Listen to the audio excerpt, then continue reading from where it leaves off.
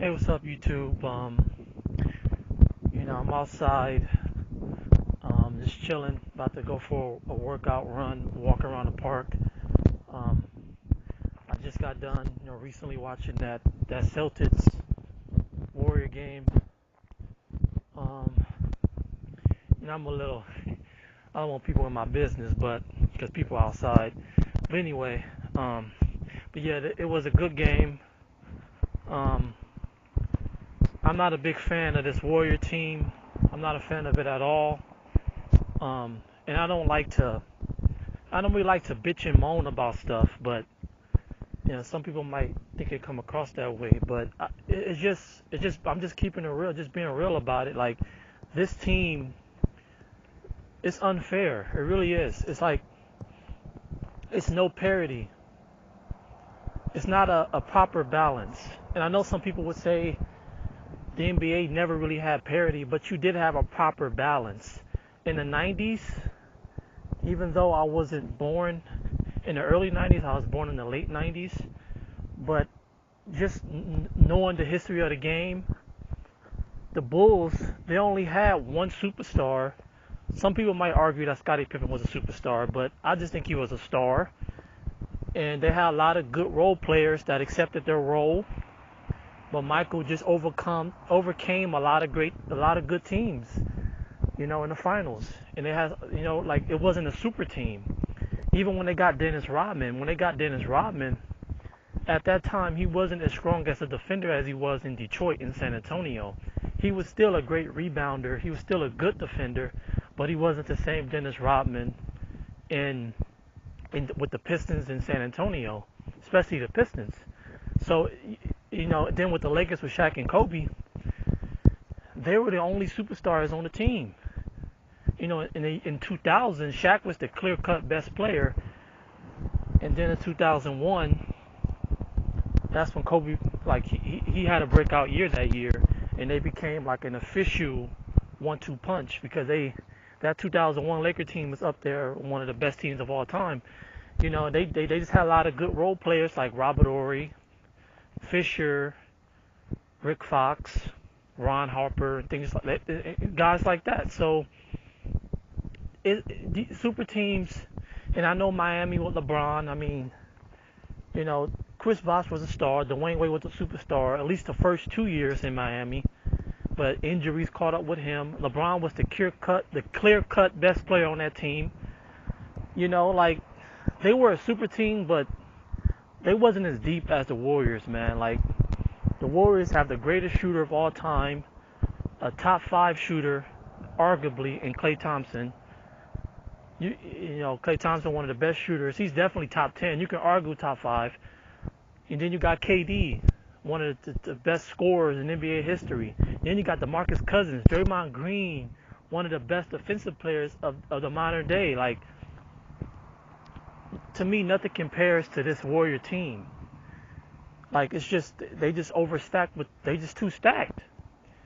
And if it wasn't for the Warriors, it would be a proper balance, man. It really would. You can make a legit case about, like, the Celtics and the Raptors, the Nuggets, probably the Rockets, like teams like that. Like, you can make an argument that, hey, they can win a championship.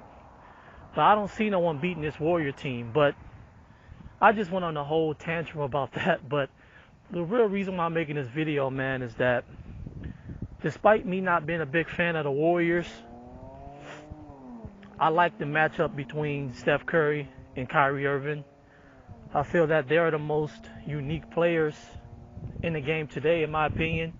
I should say the most unique matchup, because it only happens 2 times a year, and it's hard to catch them when they both healthy. And obviously they play each other in the finals, with, back in the day with LeBron and stuff like that. But I like it better when I just like these matchups, because Kyrie, to me, he has the greatest handles of all time, and he loves to show it off. And I think sometimes in the fourth quarter he kind of went a little overboard with the handles and stuff, and I think he made a turnover.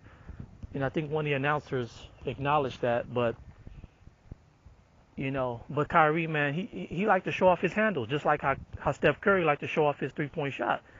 You know, like that's why Steph Curry be dancing and shit, cause he know he's the greatest shooter ever. He know he is, and that's why Kyrie like to show off his handles. That's why I like these matchups. Steph Curry had his moments in the second and third quarter. Kyrie had his moments in the fourth quarter.